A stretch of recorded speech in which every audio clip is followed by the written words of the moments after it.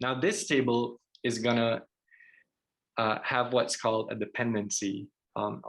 As we had said earlier, data joint is based on the relational model. So all tables are related, or tables are related or dependent on each other. So we go again to define another table. So we say, hey, data joint, I want you to put another table inside schema. And of course, this user class, and we'll call this table session. And this table is also going to be a manual table, meaning we're going to put data inside manually. And so in our doc string, we let data joint know, and our future users, that this table is going to talk about or it's going to give us data on the experiment session. And so as you move on to the next line, we see something peculiar here. We see an arrow and the mouse. And what this tells us is that session is dependent on the mouse table. I'll say that again. What this tells us is that session is dependent on the mouse table. And the way that that works is that the primary attributes that are inside the mouse table are gonna be inherited, or are gonna also be primary attributes inside the mouse table. So if you recall, the mouse table had one primary attribute, and that attribute was mouse ID. So session is also going to have mouse ID. We're defining a second primary attribute here, session date, meaning that each date must be unique. We go under our dashed lines here. We see that we also want to insert, we also want data regarding experiment setup, and this is going to be an integer. We want data on our experimenter, so who conducted the experiment. It's going to be a varchar of 100 characters. And finally, we want to see the data path. So after you conducted a session, we want to know where the data is being stored. So this is also a varchar, but of 255 characters.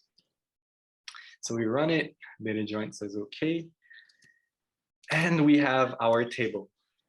So as we said, we inherit the primary attribute from mouse, which was mouse ID, and we also have another primary attribute, which is session date. And as a little side note here, the primary attributes of a table, when you put them all together, they create what's called the primary key. So let's look at our diagram now, the diagram of schema, of our schema, called schema.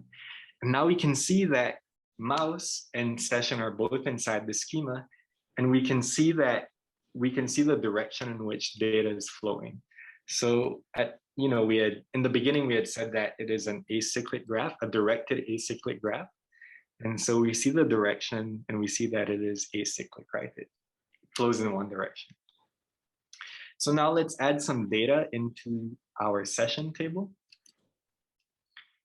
And so we have four columns. So we'll put a mouse ID.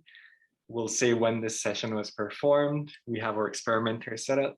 And we'll say that our experimenter was Dimitri. Yes. And so something to note is that if you notice, we didn't put anything in the data path, and data joint was totally okay with it because that's a secondary key, right? Had we not put anything inside one of the primary attributes, then data joint would have said, hey, David, you need to give me some more data, right? Some more information. So excellent. We're going to insert another one, another session. This one's going to be for mouse ID 1. And it's conducted on June 19, experiment set up 100. And our experimenter is going to be 10 in this case. All right, so as we run our table now, we see that we have two sessions, one for mouse 0, one for mouse 1. We have our experimenters or experiment setup and the session date. So let's try something here. Let's put in another session, but this time we're going to do it for a mouse that doesn't exist. I'll say that one more time. We're going to put some data into the session table for a mouse that doesn't exist. So what do we think is going to happen here?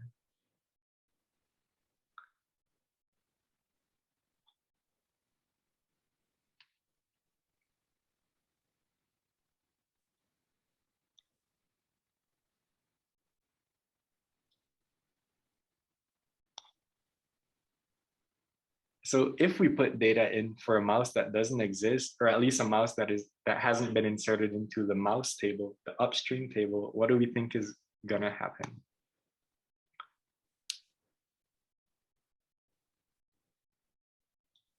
All right, so we probably all want to know. So let's run it and see what happens.